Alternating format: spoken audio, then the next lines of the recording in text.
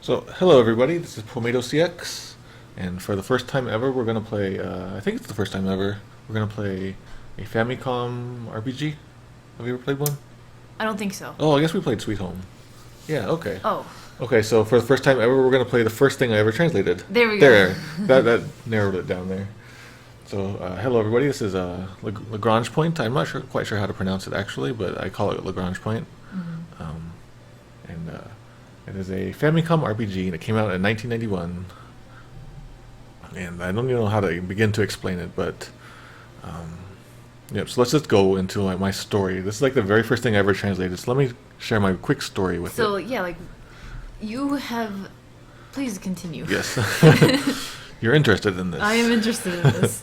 All right. So back in 2000, I went to Japan, and I studied there for like about a year. And it was kind of like I had been studying computer science for a few years, and I just got burned out on it. I didn't like computer science anymore, so I had been studying Japanese for I had done a few semesters. So I decided I'm gonna go to Japan, take out some big gigantic loans, go to Japan. Hopefully, I figure out what I want to do with my life. So I went to Japan, and so I went to school there for like a year. There was it's sort of like the standard American style where like you have the spring Is semester. that your picture? I don't think so. It might be. And then there's like the summer break when like the all of us exchange students would leave and go back to America, and then there's the fall.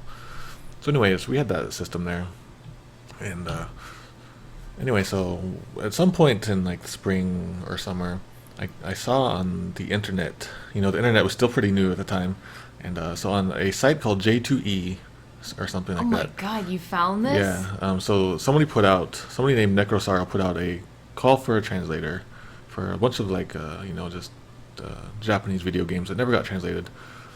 And for whatever reason, I was like, you know what, I'm gonna give this a try.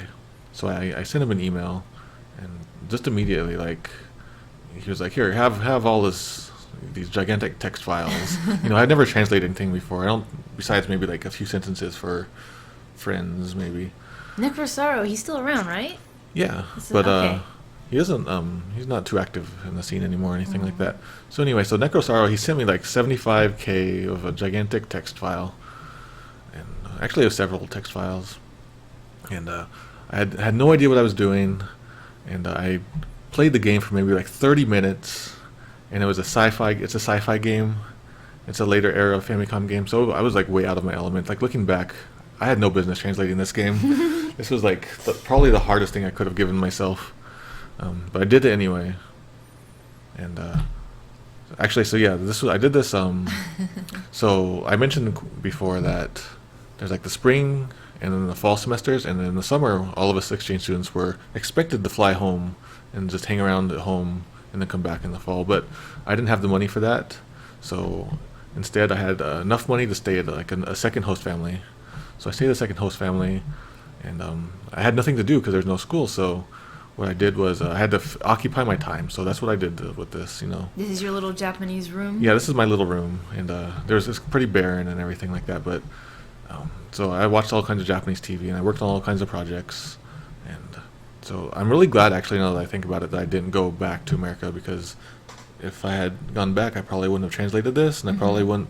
So anyway, I did a bit of a translation, and to also occupy my time, I did so many crazy projects. I remember all that. Oh my God. Yeah. Yeah. What was I gonna say there? I don't know, but that. Yeah. I want that in the Earthbound documentary. Really?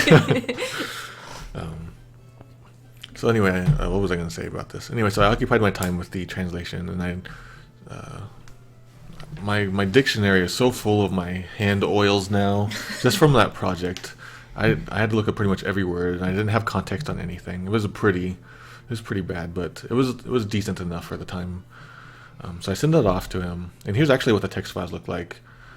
Gideon Lackmere in the channel can like look at this and be like, this is a terrible layout. It's like there's no good information. Like the text isn't broken up into blocks or anything. This is really not a good layout for the text at all. So anyway, this is what a lot like a fan translation is like. It's just like ugly text files. So I worked on this, and I worked on this for several months, and I sent all the files to Necrosaro. And okay, so J2E, Necrosaro worked with J2E, and Oh no, I'm just Okay, so and you might J2E is mostly known for its Final Fantasy IV fan translation. So if you ever looked for a Final Fantasy IV fan translation, you probably have seen theirs. people have already been mentioning it in the Yeah, chat. and so if you know me, you know that I hate the beep out of that fan translation. And so this is reasons like this. They put in just junk like this.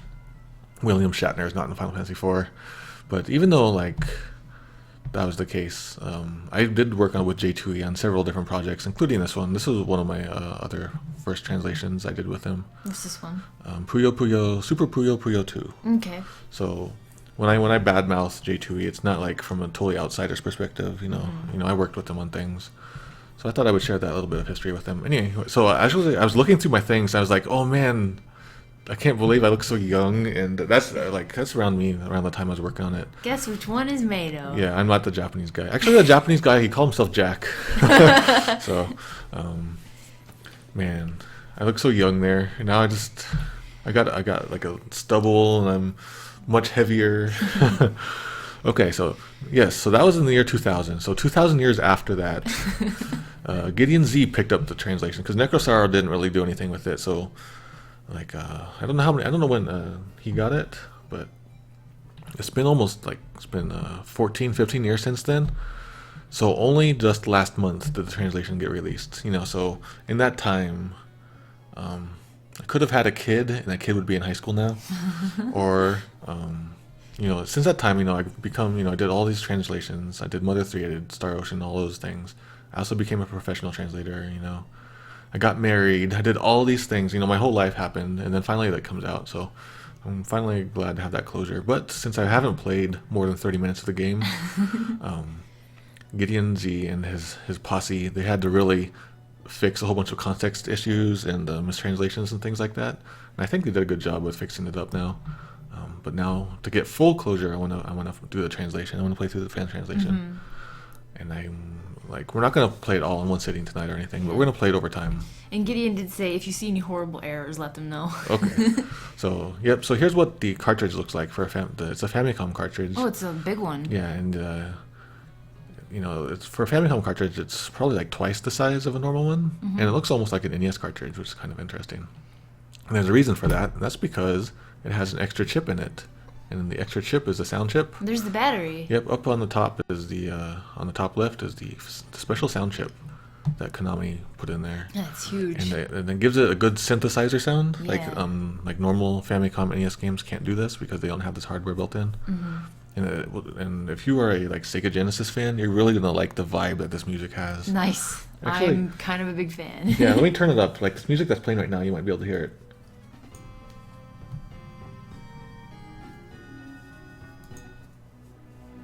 Wait, that's Star Fox. Okay, here we go. Listen to this.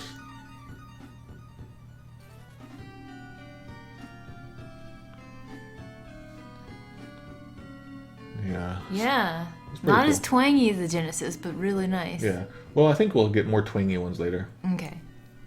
Okay. So there's that. So there's so much to this game to Lagrange point, that I think in many ways it'll be very entertaining for us all. So thank you all for sticking around for that weird intro.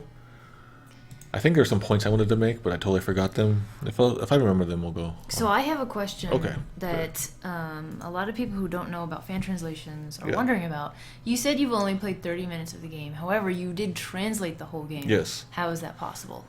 You can read the text and try to guess what's happening in the scene. Also, I should mention that in script dumps and stuff like that, the text files that the translator has to use, it's often in nonsensical order. All the text is just all garbled all over. So there's going to be all kinds of mistakes and stuff like that. So that's why Context errors happen in video games. yeah, that's why you want to play the game fully. You might even want to play it multiple times and stuff like Yeah.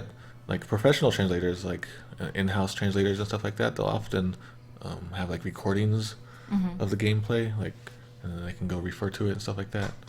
But in my case, I just did 30 minutes, and yeah, that was pretty bad. But it was my first translation. Yeah, ever. I'm not blaming you or anything. Yeah. I know a lot of Oh, yeah. game translators don't have access. Oh, to the absolutely. actual In game. my professional translations, which I don't think I have set up here, but my professional game translations, they don't give you any context, like because the game's not even out yet. Yeah. So in some cases, I had to like look up I was working on Nightmare Before Christmas for the Game Boy Advance. Yeah. I didn't even know what kind of game it was. Like I didn't know if it was an RPG because like in my head I started to see it as an RPG from the text. Then I was like, no, wait, is it like a Pokemon game? I was like, no. Is it a platformer? What is it? So eventually I was able to find like 2 tiny screenshots on IGN. Yeah. And it looked like it was a platformer, and it turned out to be a Metroidvania style game. But yeah, so even professional translations, you don't know what you're doing. That's pretty scary. It is, yeah. And that's why a lot of game translations, I guess, can be so strange because the translators don't have context most of the time. Yeah, so context is really important. Okay, so here we go. Time for the game. Oh, yeah. So before we start, Zunar has been asking, what is your opinion on the announcement of Majora's Mask 3D? It is a game that exists. Yeah.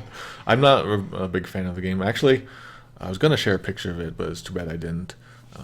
When I was in Japan and I was living in that second room there, you know, like my second host family's room. Yeah. I got the Japanese version of Majora's Mask before, you know, they got it in America. And I was taunting everybody in America. It was known as Mask of Majula. Yeah, and I was taunting like, I get it before you guys. Yeah. And so, yeah.